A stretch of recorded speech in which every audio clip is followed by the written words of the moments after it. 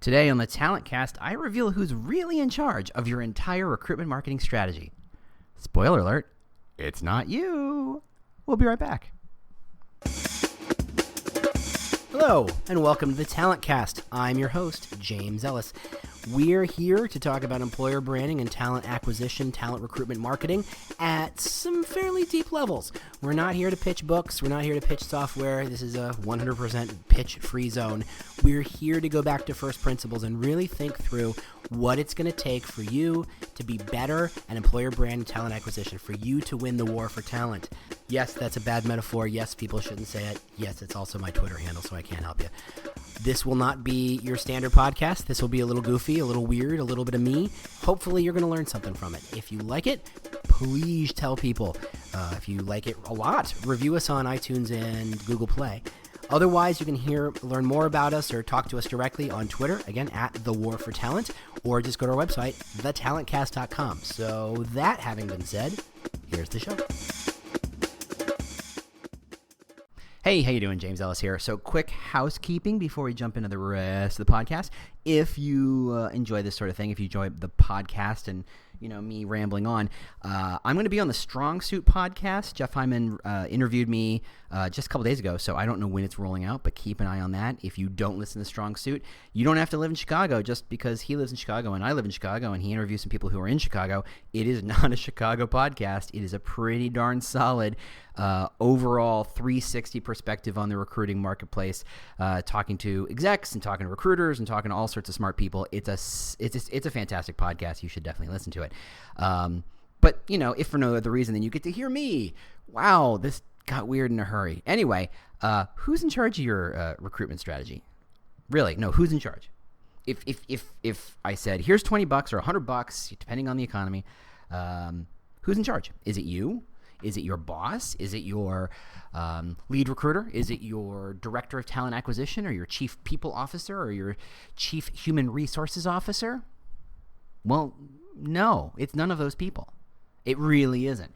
And let me reveal why. Let me ask you a quick question. If I were to survey everyone within the sound of this recorded voice, and I said, go to your job site, go to your career site, whatever you're calling it today, and I want you to go find a random job description. Go find it. I'll wait. Not really. But go look at it. And you look at it, and there at the bottom is the almighty CTA, the call to action, right? Really, honestly, you should think of it with the operatic voice. You should say, every time you see that button, you should think of it as the call to action, right? Because that's everything you're doing. Your Snapchat, your video, your content marketing strategies, all this stuff leads to this instant where someone clicks on that button, that call to action. This is the moment. The heavens open up and the sun shines down upon that person ready to click that call to action. And I have one simple question. What does it say? What does that button say? What is your call to action? Now, I can't actually survey you because, no time, space, continuum rips for me to actually talk to you directly and record it and then talk to you later. It doesn't work that way. But I would bet, and I'll even put the money down. I got $20 in my pocket somewhere that says 80% of the people who are listening have a button that says apply. I feel pretty confident about that. Yeah, I feel pretty confident. In fact, I'll put the $20 on the table right now. Show me that your button does not say apply. And I'm going to say yes. Occasionally they don't say apply, but almost always they say apply. And I tell you this, I bring this up because there's a simple idea. Where else do you see an apply button? Let's do a quick mental survey. Let's go around the web and see, where do you see the apply button? You see it when you're applying for a country club, or you're applying to an organization where you would like to be considered. Where else do you see it? You apply for a loan, where you ask a bank or a bank-like financial institution to consider you for giving you a good deal of money to buy a car or house or whatever the heck you need money for. Where else do you see an apply button? These are the kinds of places you see an apply button. Places in which the person who is applying, the so-called applicant, has very little power in this process. You can envision them in a Dickinson-like moment where they say, "Please, sir, can I have a loan?" And I'm literally holding my hands in a bowl motion like Oliver in the movie, which, by the way, is my middle name namesake, so I feel completely comfortable doing that. Don't ask me questions about it. please, sir, can I be in your country club? Please, sir, can I have some money? Please, sir, can I have a job? And I think that is the worst idea in the world. That's a horrible idea. How many of you, their recruiting's biggest problem is that let me rephrase this. Let me rethink this one. How many of you think that your biggest recruiting problem is that you can't get people to apply? And how many of you think the biggest problem is that the people who apply are crap? It's probably the latter. It's probably that the people who do apply aren't qualified for the job, or they're not exactly what you're looking for, or you're looking for a purple squirrel and just not meeting all the criteria qualifications, or they're not meeting the requirements, or that you have a dev job and a million crappy devs are out there, people who've been fired from every other job they've ever had, or they're 22 years old and they just graduated college, or they just got out of that boot camp and they're applying for that senior role. And you're like, there's no way. There's no way. And yet the entire process is structured around this apply button that says, please, sir, can I have a job? And I apologize for the sir, but I'm going with this Dickinson Oliver joke, so just kind of roll. It's not gender specific. Just bear with me, I guess. Please, sir, can I have a job? And the answer is, as every recruiter knows, the truth of the matter is, please, sir, will you apply for this job?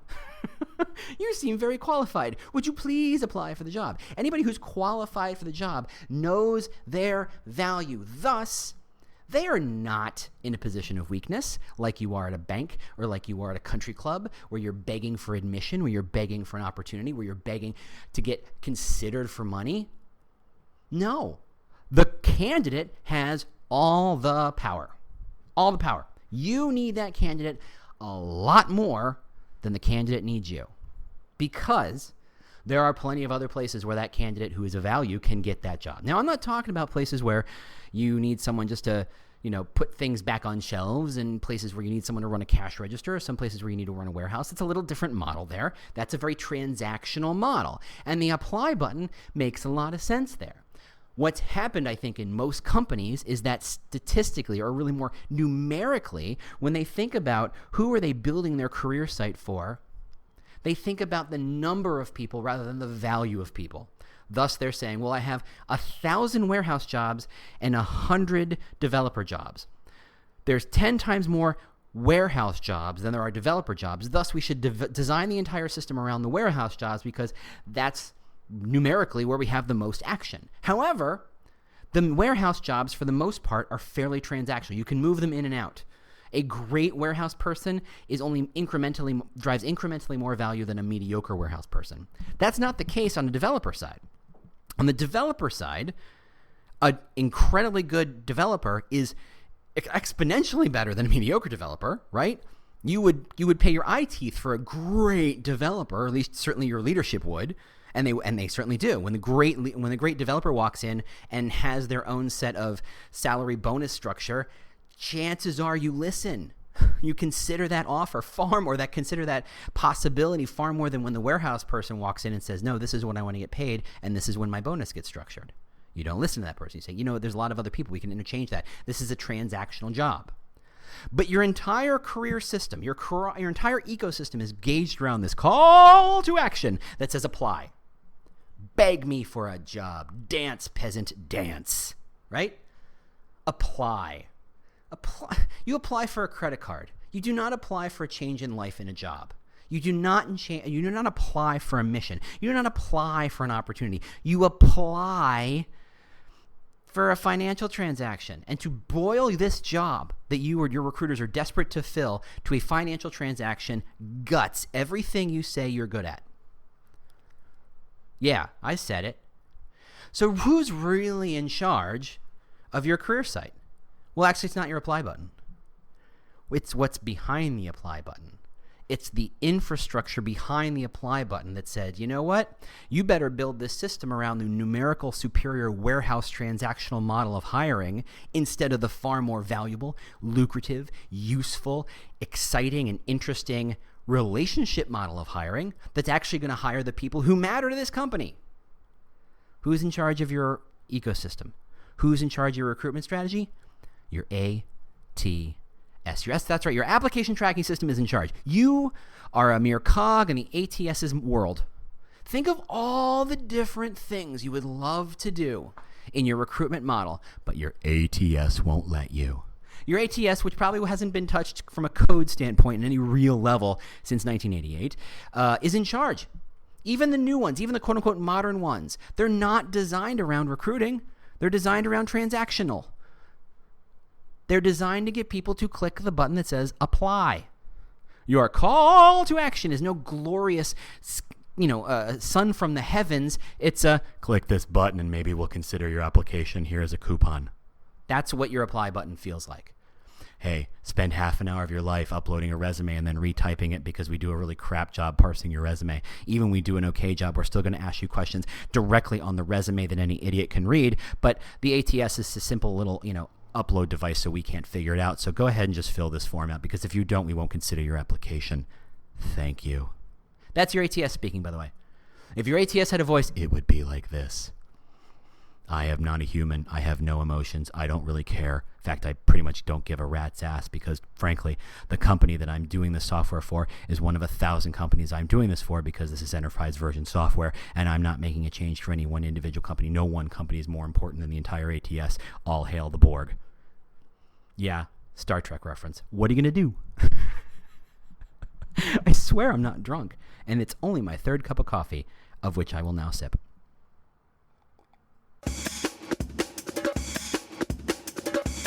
Hey, just interrupting myself for just a second, just to remind you that because this podcast has made me extraordinarily wealthy, there's really nothing you can do. You don't have to buy anything. You don't have to make any commercials or anything. You do not have to donate anything at all to keep this podcast going. Again, wealthy beyond my wildest dreams. Thank you all. I appreciate it.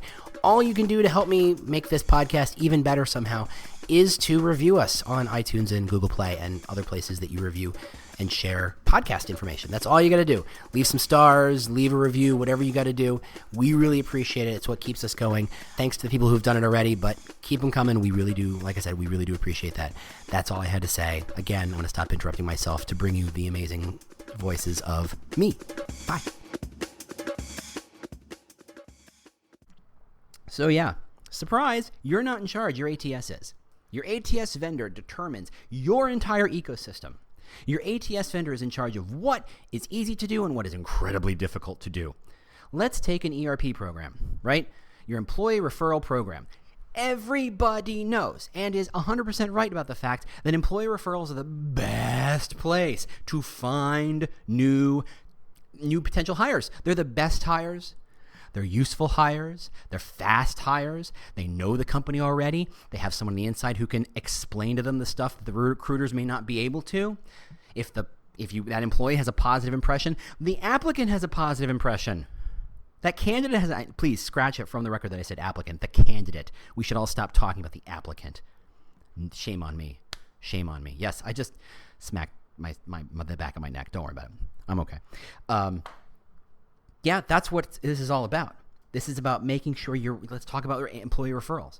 Your employee referrals are so valuable that there are plenty of companies who do nothing but charge you money to make it easy for the employees to refer people. Now, does pretty much every ATS in the world offer a very simple employee referral program? Yeah, pretty much. Are any of them any good? No. They're all horrible. They're all grafted, glommed on tools that someone stuck on infrastructure and code, again, designed first in 1988 probably, that doesn't make any sense, that doesn't relate to the real world in any way, shape, or form, and certainly isn't about the modern recruiting relationship world that you want to embrace. Every podcast I do, everybody else's podcast, everybody else's article, go to Recruiting Daily and ERE and all those places, they all say the same thing. It's got to be about building relationships. We got to avoid this transactional model. It's all about creating connections and leverage all these tools. And your ATS goes, good luck. Have fun, because I'm not helping you. Because your ATS don't care. Your ATS is the thing that they've convinced you that you have to pay for year after year after year after year, regardless of the fact that every year they launch a whole bunch of new features, no they don't, that are really, really great, no they aren't, and they charge you out the wazoo for it. And they know they don't have to move, they don't have to change very much. Why? Because it takes 2 to 3 years for you to swap out an ATS. You're stuck. You want to change ATSs? You have effectively lost a year of your budget and your time and your evolution to change a platform which on the outside no one will notice. Man, that does not sound like a great pitch to your boss. Does it? Does that sound like something you want to pitch to your boss? It doesn't sound like something I want to pitch to my boss. So what do? We take our ATS and go, fine, what can we do? And you figure out how to launch an ERP system that kind of works. It's not smooth. It's not easy. It's not great. It's not slick. It's not making anybody happy. That includes the candidate, the employee, or the recruiter. No one is happy with this solution. No one. No one is happy with the ATS. And yet, there it is. Unchanging, simple, straightforward, overly complex, messy, a pain to work with, probably slow. And there you are. And it is in charge. It determines what features you're allowed to use in your recruitment process. Now, I'm not saying it's in charge of your recruitment, all of your recruitment marketing. It's not. It doesn't necessarily have to connect to Facebook. And frankly, it shouldn't, because the ATS's job is to hold jobs and to track applicants. It says it right there in the title. And frankly, if you're using Facebook just to push jobs, well, you're using Facebook wrong, and that's a whole other podcast, isn't it? So it's not really in charge of your recruitment marketing strategy. It's just in charge of your recruiting strategy and your process and how able you and your recruiters are able to connect with candidates and move them through a process. The only thing that has kept this whole thing afloat is the fact that no one does this well. There is no gold star. There's no brass ring for us to reach out. I'm sorry, I shouldn't say brass ring because that's the name of an actual ATS, isn't it? As it came out of my mouth, I went, whoops, because I don't want to name any ATSs by name because they're all atrocious. There's no winners. There's no good ones. It's just like no one likes their cable company. Nobody likes their airline. I don't care what, a handful of people say, oh, I like this airline. I'm like, no, you do until the moment they lose your luggage and then you hate it. It's a messy process. No one likes their ATS. No one's truly in love with their ATS. The only people who are in love with their ATS, and I met someone like this once, is the person who just got a new ATS. And the ATS company is all over them. They love hanging out. They love showing off new features. They love monthly conversations where they talk about this new feature rollout and that new feature rollout. And they're always there. And they always answer the phone when someone calls. And they're there to fix stuff until the ATS is launched. And then they disappear. And the person who was in love with a brand spanking new ATS realizes, hoodwinked. Just like every other ATS. You got sold an ATS, and no ATS is good. Simple as that. They're all roughly equally bad. Yes, they're equally bad in slightly different ways, and some are better than certain things than others. But in the end, they're all old software, and they're all old process, and they're all transactional models. That's what they're there for. They're there for the warehouse worker. They're there for the 1970s and 1980s world of, you will apply for a job because I have the job, bow down and kneel before me, kind of model of recruiting. A world that no one here recognizes, because that's not our world anymore. Right now, we are kowtowing and desperate to grab the attention of great applicants that, frankly, if you rolled up all your ATS costs and your recruitment marketing costs and just said, look, for everybody you think is going to be an amazing hire, just buy a plane ticket, fly to their house with a cake, and said, you know what, I just want you to talk to me. I just want to have a conversation. And probably be cost effective. Individual plane trips for your recruiters. I don't think you lose. If you lose not much, but you certainly are hiring a lot more great talent, so you win on the back end. Yeah, it makes it really hard to hire your warehouse workers, but was that really your biggest problem? And if it was, is your ATS solving that problem? No, it's not. So your ATS is in charge. Your ATS determines what you're allowed to do and what you're not allowed to do, what is easy to do and what is almost so hard that you just say, forget it. Fine. I will live without that feature. I will live without that world. Your ATS is in charge. And it shows up in the fact that everybody's button says apply. Everybody's call to action says apply. And the fact that your call to action says apply. Those two things should not be together. Your call to action should be something like, we really want to have a conversation with you. We'd love to hear what you're up to. Wouldn't that be an amazing world in which you show someone a job description or you talk about a job and at the end of it you say, we'd love to show you something super cool about this job. Click this button to learn that super cool thing about this job. And it didn't take to an apply process. It just took you to give me your email address and your name and I don't know, maybe your LinkedIn profile because let's be fair, everybody's on LinkedIn and we're good. And then you send them something cool, an ebook, a video, a case study, a whatever. Who cares? And your recruiter gets that lead, and they look them up on LinkedIn, and they go, wow, this person's super cool. Now, having said, wow, that person's super cool, the game is on because you're in a good position. You have just delivered something of value to your candidate, so they have a positive impression of you.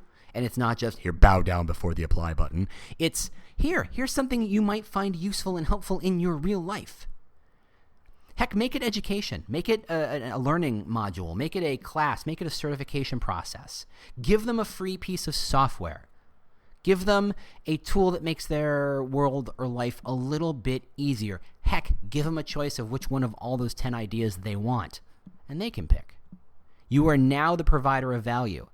In the world of reciprocity, where reciprocity drives action, that is, if I give you something, you are far more likely to give me something, not just because it's a transaction, but because you feel obligated to give back.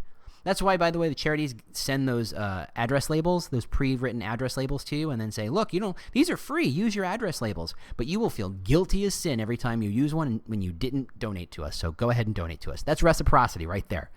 Dr. Robert Cialdini, Robert Cialdini out of Arizona State. Read all of his books. They're fantastic. Persuasion is the most recent one. Fantastic stuff. I'll put it in the show notes. But reciprocity, you give them something of value first, not when they justify it, not when they show they're worthy of it. You give up good stuff for free. And you know what? They fall in love with you. And then you know what? They actually talk to your recruiter. I know, it's crazy. It's just too crazy. But it's so crazy, it might actually work. And let's be fair. If you have their LinkedIn profile, you have almost everything you need in a resume. And if you need more, you know what you do? You ask for the resume. Simple as that. Take it to the other side. Take it to the other world. You know that consumer sales world, the consumer sales and marketing world. They don't say, would you like a taco? Apply here. They don't do that. They make it as easy as humanly possible for you to put $1 down to get a taco. In enterprise computing, yes, they're going to validate you. They're going to make sure that you're a company that can afford their product, but they're not going to make you jump through hurdles. They're going to do research. When you say you work for company X, the first thing a salesperson does is go on Google and Hoover's and all sorts of other research tools and says, who is this company? Oh, look, they're a Fortune 1000 company. Oh, look, last year's profits were blah, blah, blah million. Oh, look, I think they can use our software because they can pay for it. Fantastic. Let's have a conversation. Oh, look, I figured out based on LinkedIn and Salesforce and a couple other tools what their organizational structure is. Look, I did that research on my own because I get a big bonus when I sell this thing. I'm going to do the work. The recruiters want to do that work, but they are waiting at the bottom of a funnel in which candidates are forced to do all that work for them and feel really mad. Here is my experience, which, by the way, you can find on LinkedIn. Here is my education, which, by the way, you can find on LinkedIn. Here is my phone number, which you're never going to use until we actually have a conversation. You want my fax number? Good Lord. Here is my whatever it is. Here is my list of clubs I belong to, which, by the way, you can find on LinkedIn. Yes, it's on my resume. Here it is. Let's say you're at a party and you bumped into somebody who says, yeah, I'm a lead data scientist at blah, blah, blah, blah, blah. We're doing amazing work, but I feel like I'm stagnating and I'd like a new challenge. If you're a recruiter, your first thought is not, here's my card. Don't use it. Go to a website and apply, and I'll go wait for your resume. I'll go wait for your application to come through, and then I'll talk to you. You'd get fired in a heartbeat if you said that. In a heartbeat. No recruitment manager worth their salt would say, yeah, that's okay. No, you're done. You are done. Get out. Here's a box. Pack up your stuff. Adios, muchachos. Or muchachas. I don't know. That's crazy. What do you do in that situation? You say, hey, here's my card. This is me. What's your LinkedIn profile? Let me go look. Let me do a little research on you. Let me see if there's a space where perhaps we can, I can make your life a little easier. Remember, recruiters are salespeople and amazing salespeople when given the opportunity. But when you force all their candidates to go through a rigmarole that seems to have no value, It drives them up the wall. You know what I hate? I hate when I have to call my credit card company and they make me plug in my 16-digit credit card number and pound sign at the end. And then they make me plug in my zip code and pound sign at the end. And then make me plug in my last 4 digits of my social security number and pound at the end. And they take me to an operator. And the operator says, okay, can I give the last 4 digits of your credit card? Didn't I just give that to you? Are you kidding me? Are you kidding me? How is this automated? How does this work? It's crazy town, and that's what we ask every candidate. And I say we, I mean everybody asks every candidate that. The only reason any of us are ever able to apply or hire anybody is because everybody else's application process is just as bad. Why? ATSs. We force people through that corridor. We say, regardless of how incredibly valuable you are, you have to walk through the gauntlet of hell called the ATS. And I think that's my tweet, by the way. James Ellis calls ATSs a gauntlet of hell for candidates. Matt Charney will be all over that post in a heartbeat. He will retweet that. Guaranteed. I say it right here, right now. Yeah, you don't do that. That's crazy. So what do we do now that we know that their ATS is in charge? How do you fire an ATS? Well, sadly, that's tough.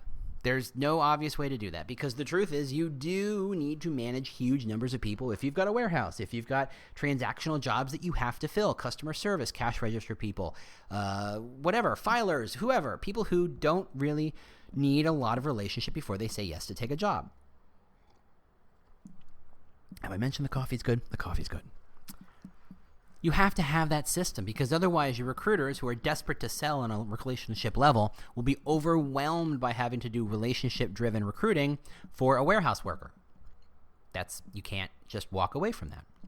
But I think we need to talk to legal and HR and say, look, I know you've been in charge of this process by making us add every single question, every single qualification, and all these, pre-qualifying questions to the application process, and you have to jump through all these hoops. And I get EOE, and I get the need to say that you are or aren't a protected disabled veteran, or you are a protected class or whatnot.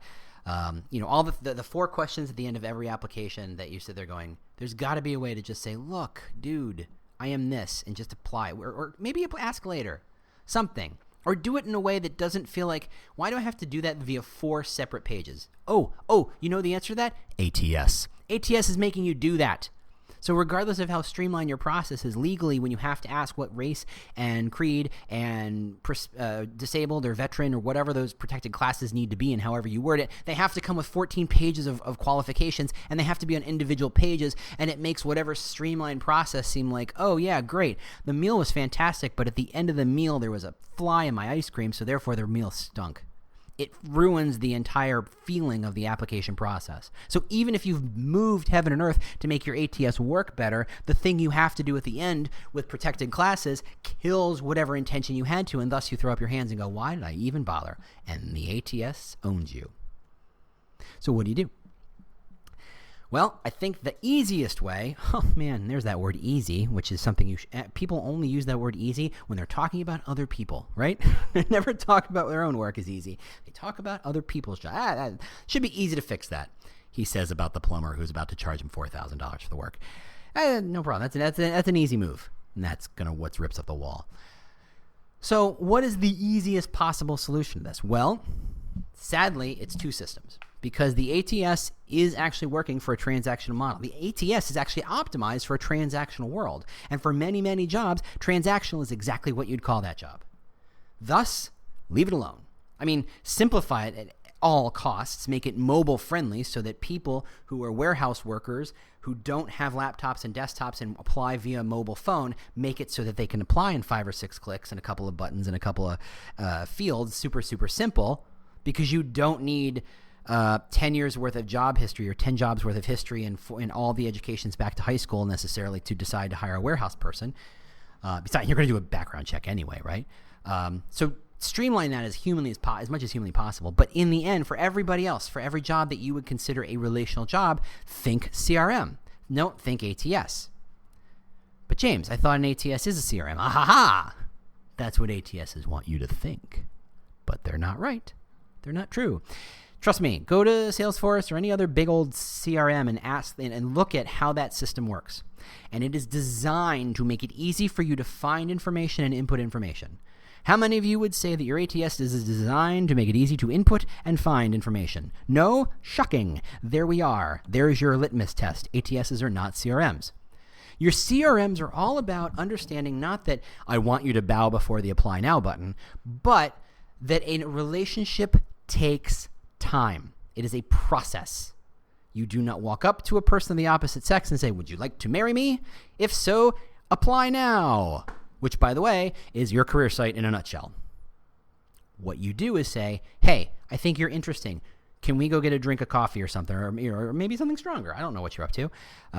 What's your schedule look like? And you go on that tiny little coffee drink date. It's 2 hours of chit chat. You laugh. You reveal a little something about yourself, and then you go your separate ways, and you say, that was fun, and you wait 2 or 3 days, and you say, hey, really had a lot of fun. Would you like to go get some dinner? And the dinner's 4 hours. At the end, maybe somebody gets kissed. Hey, good for you. And 2 or 3 days later, or maybe the next day, because that date went so well, you say, you know what? Had a great time. Can I take you to my favorite place over here and go to this restaurant and maybe see a movie or something? Or maybe not. And they say yes, and you do the thing, and suddenly maybe good things happen, and things go really, really well, and a year later you move in, and 2 years after that you get married. That's a 3-year process. But your career site says, I got 3 questions for you. Can you do this job? Will you do this job? Will you apply now? Atrocious. It's a train wreck. So your CRM is designed around the idea that relationships take time to develop, and so do your relationships. So thus, build a system for all your relationship-driven stuff that isn't all about ABC, always be closing. It's about always be building relationships, which is ABBR, which is fine. I mean, I can't see, I can't see it from a Glengarry Glen Ross kind of model. It doesn't really sound great coming out of Alec Baldwin's mouth. But, ABBR, always be building relationships. And there isn't a headhunter or executive recruiter or technical recruiter who would go, have a problem with that statement. Always be building relationships. Because you never know. You never know. This one might not work out, but their friend might be amazing. And if you've built a good relationship with this one, their friend's going to come right along. It's all about building relationships. Thus, your ecosystem needs to be time and relationship driven, focused. So, start with a lead. Okay, you're a recruitment marketer, so you don't know what a lead is. Okay, that's fair enough. A lead is a name and an email address. You know who they are. And with that, you can probably tease out more information, like, for example, their LinkedIn address, maybe where they work currently, what their job titles are. And even if their LinkedIn isn't, all-star level, like yours and mine, you can still tease out a lot of basics, what they spend their time doing. If you're looking for a developer and this person is a librarian, you understand, okay, this lead is not really qualified. It's not a well-qualified lead. I'm going to back burner them. I'm just going to kind of send them some information as I have them, and maybe something turns up. Maybe somebody needs a librarian, or somebody needs someone with some librarian experience. Or in the process of building a relationship, it turns out this person's been developing stuff on the freelance and not putting on LinkedIn. No one had any idea. Suddenly they're valuable to you, and you would never have found that unless you built the relationship. So everything's got to be about starting with a lead, the small lead, just the least amount of information. The kind of stuff that's on a business card. That's all. That's where a lead. That is the seed from which great plants spawn. Start with the lead, and then you warm them up. You warm up that lead. You find out whether they're qualified, and you warm them up. You send them an article. You send them a blog post. You ask them a question. You say, hey, look, we got an ebook. Is this the sort of thing you're into, or what are you doing here? Or, hey, what's the job? Hey, can we have a quick phone conversation? I'd like to know more about this job over here because I think there might be an opportunity, but I want to make sure because I don't want to put you in front of anybody that you wouldn't fall in love with. So I need to get to know you. And you have a 15 or 30-minute phone call and you get to know them. And at the end of it, you send them another article and say, that conversation made me think of this. Maybe you dig this. Hey, if I had to ask, what are the top 5 companies you would love to work for? You know what? That's a relationship. And it may take months, if not years, for that to close that deal. But you know what? You're closing that deal, and man, do they like you. And you know what? You're closing that deal later, and you're closing that deal with their friends. And that is the world of recruiting today, is it not? It's building relationships. And your ATS, again, forcing you to bow down to the apply now button, which you now hate, I hope, as much as I do, is killing it. So there you go. I hate your reply button. Congratulations, episode 37. Oh yeah, one other piece of housekeeping I forgot to tell you. I showed up in Recruiting Daily this week, which for you is probably last week or the week after. Fun article about how to pick technology, and there might be some more articles coming out because I'm doing a lot of writing in between blog posting, in between day jobs, and in between raising kids and, life. So been busy. Go find it. I'll put it in the show notes so you can find it. Enjoy it. Otherwise, if you would like to say hello or complain, or if you're an ATS company who would like to sue me into the ground, my Twitter account is @TheWarForTalent. My LinkedIn is Salt Lab. You can go find that. The podcast is thetalentcast.com. If you would like me to speak, by the way, I'm presenting somewhere in Vegas in December, which is kind of a cool thing. And I'm also going to be at Social Recruiting Strategies Conference in San Francisco in February. This is all off the top of my head. If any of this is wrong, blame me, not them. So if you're in the area, come find me. I'm considering trying to live podcast from one of those events. We'll see. We'll see how it goes. Otherwise, hit me up if you have questions, leave a review, all that good stuff. Thanks so much for listening. It's 37 episodes. It kind of feels like it's been a while, but it's starting to click again. This is fantastic. I was worried that I would not be able to keep this going, but man, I love doing this. So thank you so much for listening. I appreciate it. Tell your friends, all that good stuff. Have a great week. I'll talk to you next week. Bye. The world's best-known investor and Wall Street expert Warren Buffett once said, "Wall Street is the only place that people ride to in a Rolls-Royce to get advice from those who take the subway." Mr. Buffett's quote is remarkably accurate, but how many people would rather receive advice from him than someone simply guessing? Welcome to Buy, Hold, Sell, your single source for Wall Street knowledge and profitable guidance. Please join me, Todd Schoenberger, and fellow trader Tobin Smith, as well as host Veronica Dudo, for a podcast known to move the needle for investors. Tobin and I are seasoned Wall Street executives with deep investment experience, and we are prepared to share our advice to those who choose to listen.